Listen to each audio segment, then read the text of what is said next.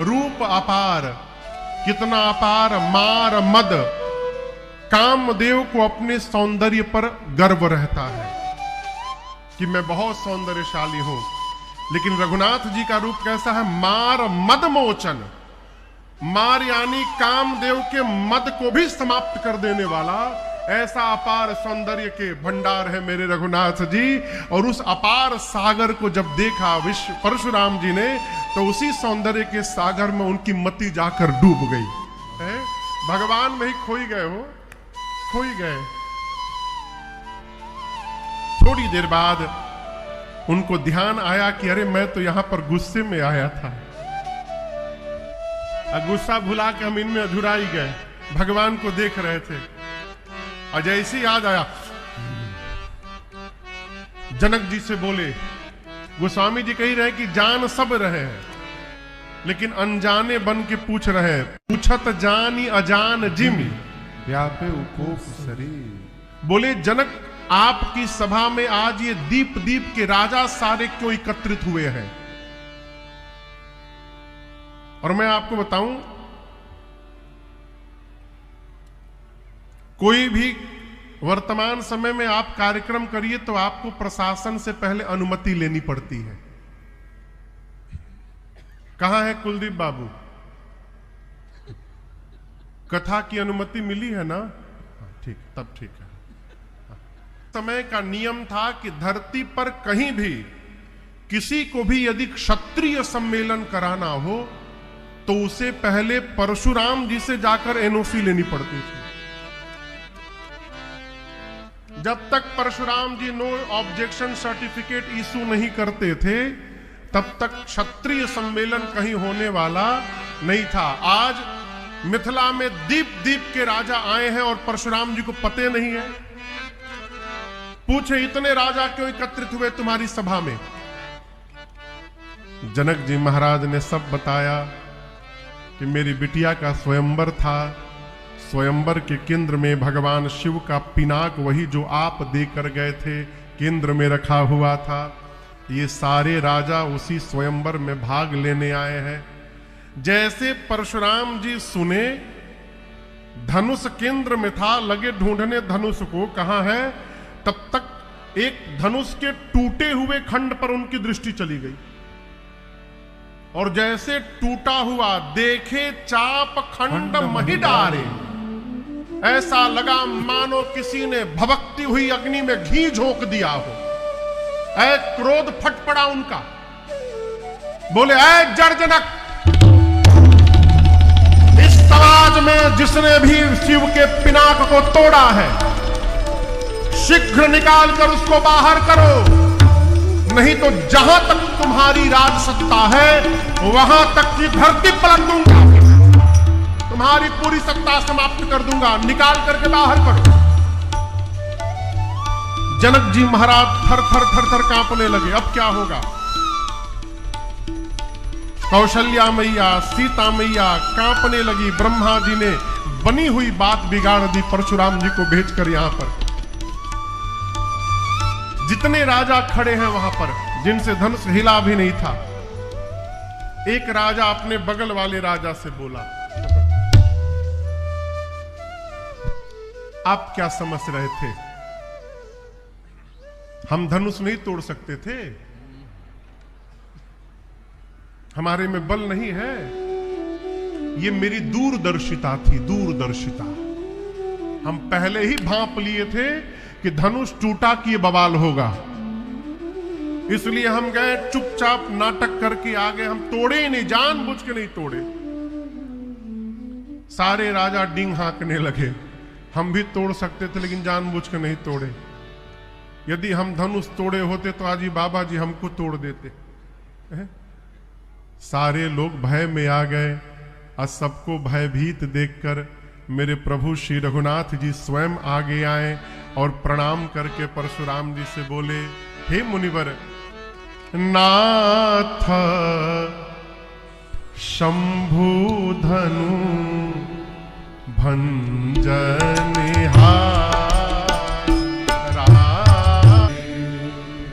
राम जी आगे आकर प्रणाम करके ये नहीं बोले कि मैंने तोड़ा है, ये नहीं बोले मैंने तोड़ा है, क्या बोले राम जी?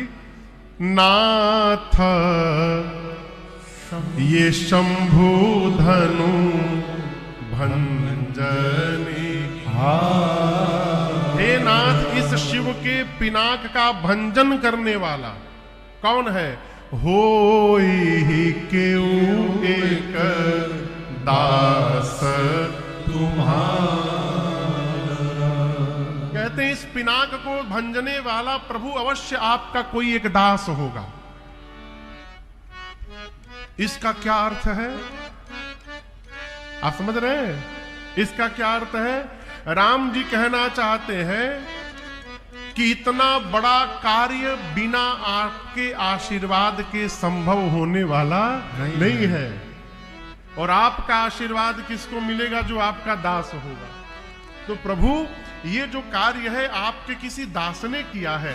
इतना कहने के बाद राम जी हाथ जोड़कर कहते हैं, कहिए क्या आज्ञा है मेरे लिए। इस वाक्य का अर्थ होता है कि वो जो दास है वो और कोई नहीं है, मैं ही हूं। मेरे आपकी कृपा से तोड़ा है, कहिए क्या आज्ञा है। राम जी ये नहीं बोले कि मैंने तोड़ा है, बोले मैंने तोड़ा है। और आजकल आदमी प्लास्टिक के चम्मच बनावत है, हो प्लास्टिक के, वो चम्मच इतना मजबूत कि बढ़िया से यदि टाइट खीर यदि उठा लीजिए, टाइट वाला समझ रहे हैं ना, पूरा एकदम गाढ़ा खीर जिसको काट काट के खाना पड़ता है, टाइट खीर यदि चम्मच में उठा लीजिए, चम्मच में कहीं टूट जाए। ऐसा चम्मच बनाने वाला भी सीना तान के कहता है, चम्मच के फैक्ट्री डलने बानी।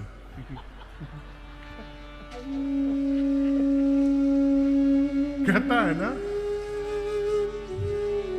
इसी से बचना है। ये जो मैं है नहीं, बहुत खतरनाक है। हो अच्छे अच्छे बड़े बड़े लोगों को मैंने उनके भाव को, उनके व्यवहार को, उनके स्वभाव को देखा है। बड़े बड़े लोग, मैं नाम नहीं लूंगा, खूब समाज में संपदा है, परिचय है, लेकिन केवल ये मैं के चक्कर में ना आज तक कहीं प्रतिष्ठा नहीं मिल पाई। कहीं भी जाते मैं, ये मैं से बचिए। ये मैं ही भगवान से दूर बना के रखा हुआ है। जिस दिन मैं समाप्त हो जाएगा और तू आ जाएगा, उसी दिन संसार आपको आंखों पर बिठा लेगा। ये मैं बचिए। एक साधक हुए प्रातः स्मरणीय पूज्य श्री गीतानंद जी महाराज, श्रीधाम हरिद्वार में। उनका उपनाम भिक्षु था, भिक्षु जी। वो कोई बहुत मैं करता था ना, तो उससे पूछते थे, इधर आओ बैठो, एक बात पूछेंगे बताओगे? पूछिए सरकार। मैं तो सब प्रश्न का उत्तर देता हूं, पर हाँ यही पूछने वाला हूं। ये जो तुम बोले ये मैं की आवाज आती कहां से? कौन है वहां वाणी ये आती जहां से? अरे कुछ तो बता प्यारे, कुछ तो बता प्यारे, अगर तुझको पता है। मुख बोलता है या तू बोलता है? कौन बोलता है? बता तेरे मुख को, बता तेरे मुख को कौन खोलता है? ये मुख बोलता है या तू बोलता? कौन बोलता है? ये कांटे तराजू तराजू देखे हैं, कांटा तराजू, इलेक्ट्रॉनिक वाला नहीं, हाथ वाला, 2 पलड़े उसमें होते हैं, है? ये कांटे तराजू जो हाथों में तेरे, अब सोच समझ कर उत्तर दे रे। क्या महाराज? हाथ तौलते हैं, हाथ तौलते हैं, या तू तौलता है, मुख बोलता है, या तू बोलता है। यही समझना है माई बाप, न तू बोलता है न तेरा मुख बोलता है, तेरे भीतर से तेरा भगवान बोलता है, ये समझना है। जब ये पता चली जाएगा, देखिए राजन की कोई औकात नहीं है कि राम कथा गा सके, मेरी कोई औकात नहीं है। वो रघुनाथ जी गवा रहे हैं, इसलिए हम गा रहे हैं। कब तक गाएंगे? जब तक ये गवाना चाहेंगे। और जिस क्षण ये लग गया कि मैं गा रहा हूं, उसी दिन से सीताराम हो जाएगा हो, है? इसलिए इस भ्रम से बाहर रहिए, मैं से बची। राम जी ने नहीं कहा कि मैंने तोड़ा, कहा प्रभु इसको भंजन करने वाला अवश्य आपका कोई दास होगा, कहिए क्या आज्ञा है मेरे लिए। परशुराम जी बोले दास नहीं, शत्रु कहो शत्रु। सेवक उसे कहते हैं राम जो सेवा करता है। जिसने शिव के पिनाक को तोड़ा है वो सहस्त्र बाहु के समान मेरा शत्रु है। और मैं तो कहता हूं कि जितने राजा हैं इन्हीं में से किसी ने तोड़ा होगा ना। मैं कहता हूं जिसने तोड़ा है निकल कर अपने आप बाहर आ जाए, नहीं तो घोषणा करता हूं न तो मारे जय ही सब राजा। जितने राजा हैं सबको मार दूंगा। जिसने तोड़ा है चुपचाप बाहर निकले, नहीं तो सारे के सारे मारे जाएंगे आज। अब राजा कांपने लगे, अब क्या होगा। एक राजा बोला बताओ, सीधा सीधा बोलना चाहिए मैंने तोड़ा है। तो राम जी जाकर बात घुमा दिए हैं कि आपके किसी दास ने तोड़ा है। ये बाबा जी समझ ही नहीं पा रहे कि वो दास सामने ही खड़ा है। एक राजा ने कहा काम करो, तुम जाके बता दो। बोले क्या बता दे? तो तुम जाओ बता दो कि राम जी ने तोड़ा है। बोला अच्छा हम चले जाएं। बाबा जी कह रहे कि जो धनुष तोड़ा है लाइन में से बाहर निकले। कह रहे कि जो तोड़ा है लाइन में से अपने आप बाहर निकल जाए। तुम कह रहे हो कि हम जाके बता दें। हम जैसे लाइन से बाहर निकलेंगे बताने के लिए, वो हमको बाहर निकलते देख समझ जाएंगे किसी ने तोड़ा है। हम उनके पास पहुंचे उसके पहले वो हमको तोड़ देंगे।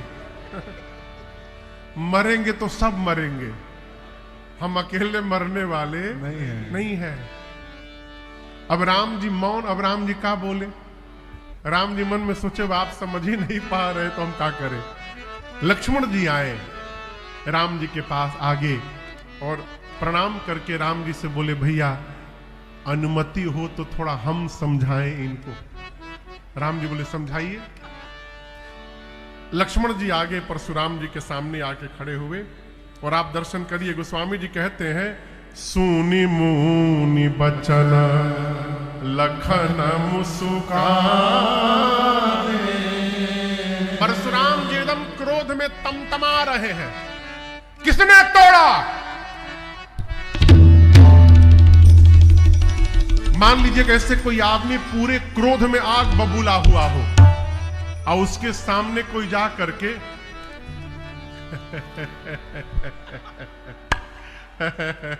क्या होगा? क्या होगा? उसका गुस्सा और बढ़ जाएगा। गोस्वामी जी कहते हैं लक्ष्मण भैया परशुराम जी के सामने गए और जाकर मुस्कुरा के नमस्ते। परशुराम जी बोले तुम क्यों चले आए यहां पर? कुछ बात करनी है। आप धनुष टूटने के बाद ही आए हैं ना? परशुराम जी बोले तो और किस लिए आया हूं? नहीं मेरी बात पूरी नहीं भई है। आप हमेशा धनुष टूटने के बाद आते हैं। हम जब छोटे थे बाबा जी, तो रोज एक धनु ही तोड़ देते थे हम। बहु धनु ही तोड़ी लड़काई, लेकिन उस समय तो आप कभी नहीं आए। ये कोई स्पेशल धनुष था क्या? यही धनु पर ममता के ही हेतु, इसी धनुष पर इतना प्रेम क्यों हो गया कि इसकी टूटने पर आप चले आए? परशुराम जी तो कल्पना भी नहीं कर सकते थे कि छोटा सा बालक इस तरह बात करेगा उनके साथ। बोले, रे रे नृप बालक काल बस, संभाल करके तू नहीं बोल रहा है। शिव के पिनाक की तुलना तू एक छोटी सी धनु ही से करता है। धनु ही सम त्रिपुरारी धनु। लक्ष्मण जी बोले, शांत शांत शांत शांत। मेरे भैया ने जैसे धनुष को छुआ टूट गया, तोड़ा थोड़ी किसी ने, छूने से टूट गया केवल। परशुराम जी अपन फरसा निकाल लिए, बोले ये क्या है बताओ। लक्ष्मण जी बोले फरसा। बोले फरसा ना समझो, 21 बार धरती को क्षत्रिय विहीन किया हूं इसी फरसे से। 21 बार। मैं बाल ब्रह्मचारी अति क्रोधी हूं, केवल मुनि लोग मुझे जानते हैं। पूछो अपने गुरु जी से। तुमको बालक देख रहा हूं, इसलिए तुमको छोड़ के अब तक रखा हूं। अपने माता पिता को सोच में मत डाल। लक्ष्मण जी हाथ जोड़कर बोले, मैं बहुत भाग्यशाली हूं। अरे मैं गुस्सा करता हूं तो कह रहा है भाग्यशाली हूं? कैसे भाग्यशाली हो? लक्ष्मण जी बोले, जीवन में पहली बार कोई वीर मुझे मिला है जो अपनी प्रशंसा अपने मुख से करता है। सबकी प्रशंसा तो दुनिया करती है, आप अपनी प्रशंसा स्वयं करते हैं। लेकिन बाबा जी, हम कोई कुम्हड़े की बतिया नहीं है जो तर्जनी देख के डरी जाएंगे। अच्छा, युद्ध के लिए तैयार हो जाओ। लक्ष्मण जी बोले, हम लड़ेंगे नहीं आपसे। क्यों? लक्ष्मण भैया बोले, हमारे कुल में ब्राह्मण पर, देवताओं पर, भगवान के भक्तों पर और गौ माता पर, इन 4 पर प्रहार करना वर्जित है हमारे वंश में। आप ब्राह्मण हैं इसलिए हम आपसे लड़ेंगे नहीं। परशुराम जी बोले, क्यों नहीं लड़ोगे? लक्ष्मण जी बोले, आप ब्राह्मण हैं, मान लीजिए हम आपसे युद्ध करें और युद्ध में आपको मार दिए। क्या बोले तुम? हमको मार दोगे? मान लीजिए, यदि आपको मार दिया तो ब्रह्म हत्या का पाप लगेगा, लगेगा ना? और यदि युद्ध में आपसे हार गया तो रघुवंशी होकर युद्ध में पराजित हो जाना, यह मेरे कुल पर कलंक लग जाएगा। जीतूंगा तो ब्रह्म हत्या का पाप लगेगा, हारूंगा तो कलंक लगेगा। कहिए नुकसान आपका है कि हमारा है? परशुराम जी विश्वामित्र जी से बोले, कौशिक सुनहु मंद यह बालक, ये तुम्हारा चेला मंद बुद्धि का है का? जितना गोरा है ऊपर से भीतर से उतना करिया है। ये मीठा बोलता ही नहीं, जब बोलता तो कड़वा बोलता है। राम जी हाथ जोड़कर बोले, मुनिवर, बालक बर्रे एक सुभाऊ। बुद्धिमान लोग ना छोटे बच्चों की बात पर ध्यान नहीं देते। परशुराम जी बोले, छोटा बच्चा बोल रहा है, इतनी बड़ी बड़ी बात बोलता है। राम जी बोले, अभी तो इसके दूध के दांत भी नहीं गिरे हुए, कहां आप फंसे हुए हैं। तब तक लक्ष्मण जी बोले, हम कहा बोले हैं, अभी इतना ही प्रेम है तो किसी को बुला के जुड़वा लीजिए। परशुराम जी बोले, देखो फिर बोला ये। राम जी लक्ष्मण जी की ओर आंख तरेरते हैं। परशुराम जी बार बार युद्ध के लिए ललकारते हैं। राम जी कहते हैं, मुनिवर, हम आपसे कैसे लड़ सकते हैं, है? आपकी हमारी कोई तुलना ही नहीं है। कहां आप ब्राह्मण और ये राम क्षत्रिय है। आप जाति में मेरे से श्रेष्ठ हैं, आप उम्र में मेरे से बड़े हैं। और तो और देखिए ना, आपका नाम परशुराम है और मेरा नाम तो केवल राम है। मेरा नाम भी आपके नाम से छोटा है। मुनिवर, हमारी आपकी क्या तुलना कि हम लोग लड़ सकेंगे, है? जैसे राम जी क्रोध शांत करते हैं, तब तक लक्ष्मण जी कोई फुलझड़ी छोड़ देते हैं। अब फिर आग बबूला होके, अब परशुराम जी आग बबूला होके लक्ष्मण जी की ओर नहीं दौड़ते, राम जी से बोलते, मार दूंगा इसको मैं। राम जी पर क्रोधित होते हैं। राम जी बोले, मुनिवर, अपराध छोटका कर रहा है और क्रोध आप सब हमारे ऊपर निकाल रहे हैं। कहे हम सोझा हैं इसीलिए, सीधा है इसीलिए। यहां राम जी बड़ा अद्भुत सूत्र देते हैं, गुनाह लखन कर हम पर रोसू। अपराध लक्ष्मण कर रहा है और हम पर रोसू, हम पर क्रोधित हो रहे हैं आप, क्योंकि हम सीधा हैं इसलिए। कतहु सुधा यहु ते बड़ दोसू। देखिए, जीवन में सीधा होना चाहिए, लेकिन इतना भी सीधा नहीं होना चाहिए कि लोग दुरुपयोग करने लगे। वो जमाना चला गया कि कोई इस गाल पर मारे तो ये गाल दिखा दीजिए, वो दूसरा समय था। आज गाल दिखाइएगा तो लोग इतना थप्पड़ मार देंगे कि दोनों गाल लाल हो जाएगा। हाँ, इतना सोच नहीं होना चाहिए। राम जी बोले, हम सीधा है इसलिए आप मेरे पर क्रोध कर रहे हैं ना। तब से लक्ष्मण ने कहा, मैं भी कह रहा हूं, किसी ने तोड़ा नहीं, छूने मात्र से टूट गया, पुराना हो गया था। आप समझ नहीं रहे बात को, बार बार युद्ध की बात करते हैं। तो मेरी बात सुनिए, मैं रघुवंशी हूं और रघुवंशी युद्ध में काल से भी नहीं डरता है। हम रघुवंशी काल से भी युद्ध करने की शक्ति रखते हैं। कालहु डर ही न रन रघुवंशी। लेकिन जो राम काल से लड़ सकता है, वो राम परशुराम से नहीं लड़ेगा। आप समझिए मुनिवर, आप ब्राह्मण हैं और जो ब्राह्मण के चरणों में निष्ठा बना के रखता है, वो पूरे संसार में निर्भय होकर रहता है। इसलिए मैं आपसे लड़ूंगा नहीं। जब राम जी ने ये बात कही, तब परशुराम जी सोचने के लिए विवश हो गए। अरे, ब्राह्मण के चरण में इतनी निष्ठा, भगवान को छोड़कर इतनी निष्ठा कोई नहीं रख सकता। अब ये पता कैसे चले कि राम जी भगवान हैं?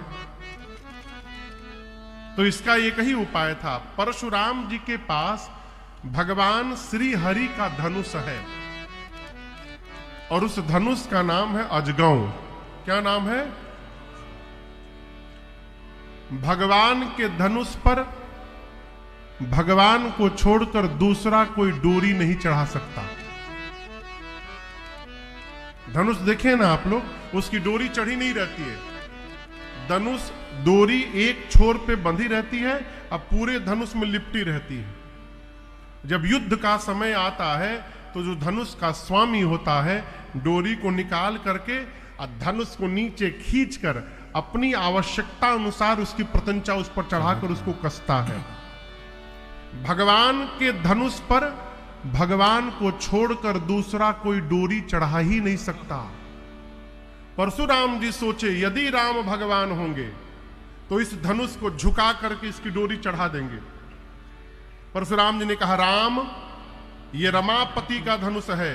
राम रमापति कर धन लेहू, खैचहू मिटे मोर संदेहू।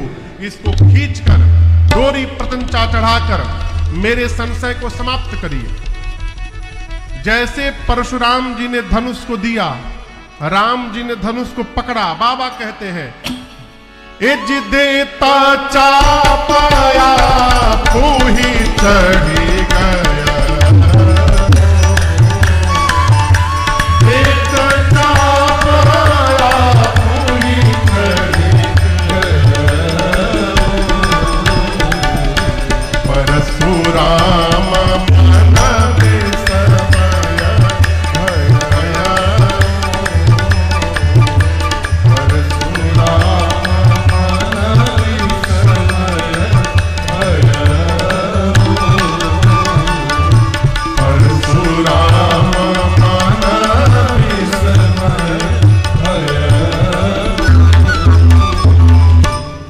जैसे परशुराम जी ने दिया, यहां गोस्वामी जी गीता प्रेस में प्रिंटिंग में लिखा हुआ है, देत चाप आप वहीं चली गयऊ। यहां मिस्टेक है, चली गयऊ नहीं है। धनुष अपने आप नहीं चला गया। देत चाप आप वहीं चढ़ी गयऊ। राम जी जैसे धनुष पकड़े, उसको झुकाना नहीं पड़ा। राम जी के हाथ में आते उस धनुष की प्रतंचा अपने आप धनुष पर खिंच गई। और ये दृश्य देखते परशुराम जी बोले, बोलिए रामचंद्र भगवान की जय।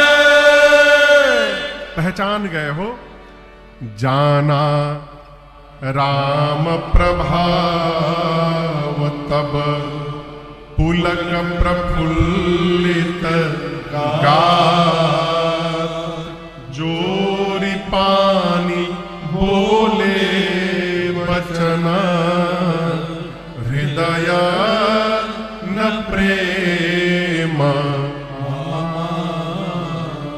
जैसे भगवान को पहचाने परशुराम जी के शरीर के एक एक रोंगटे खड़े हो गए। अरे ये तो भगवान है।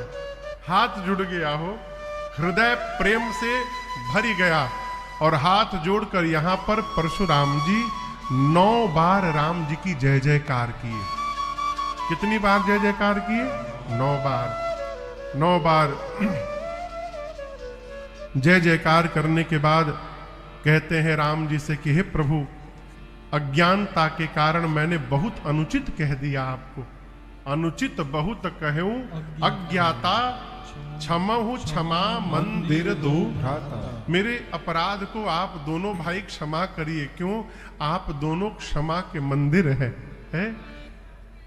भगवान से क्षमा याचना करके श्री परशुराम जी वापस उसी पर्वत पर तपस्या करने के लिए चले गए हैं।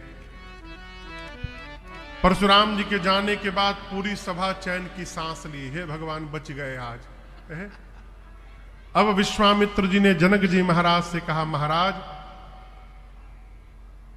यदि देखा जाए तो विवाह धनुष के अधीन था और धनुष टूटने के साथ ही विवाह पूर्ण हो गया। टूटत ही धनु भयौ विवाह। परंतु राम चक्रवर्ती सम्राट के पुत्र है। चक्रवर्ती सम्राट के पुत्र का विवाह इस तरह सूक्ष्मता से नहीं होना चाहिए।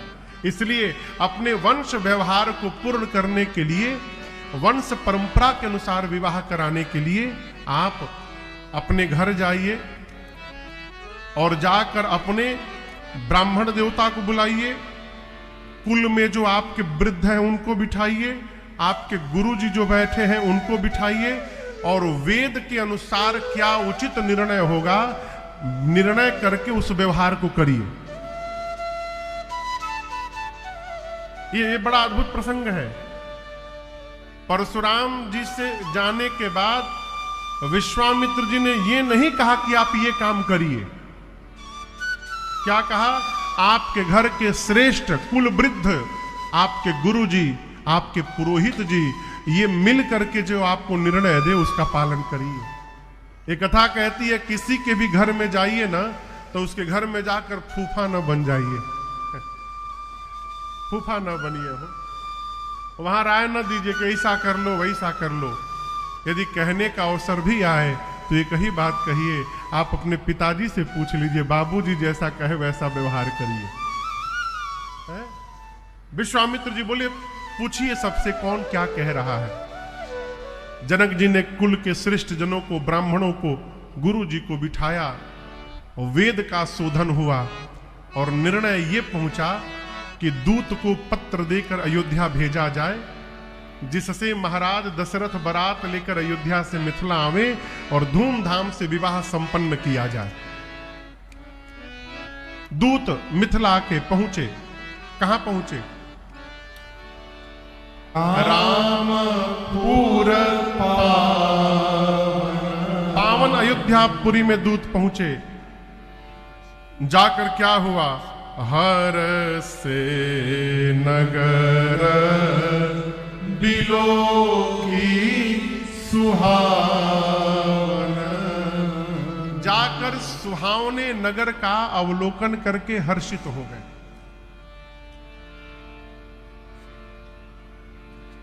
आप में से कौन कौन अयोध्या पहुंच गया है?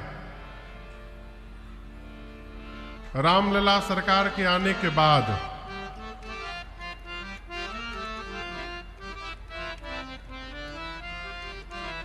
एक साल हो ही गया हो। बहुत दूर अयोध्या जी थोड़ी है यहां से, है? कोई गारंटी थोड़ी है, का भरोसा है इस जिंदगी का। इसलिए आंखों को जाकर धन्य कर लीजिए और रामलला सरकार के चरणों का दर्शन कर लीजिए। फिर समय मिले कि न मिले कौन जान रहा है? अभी कुंभ आज से प्रारंभ हो गया। अमृत महाकुंभ है, अमृत महाकुंभ। केवल कुंभ नहीं है, महाकुंभ नहीं है, अमृत महाकुंभ। 12 वर्ष बाद ये महाकुंभ आता है, हर 12 वर्ष बाद। और इस बार जो संयोग बना है, 12 महाकुंभ जब बीत जाते हैं तब ऐसा संयोग बनता है। ऐसा संयोग 144 साल पहले बना था। और हम और आप कितने सौभाग्य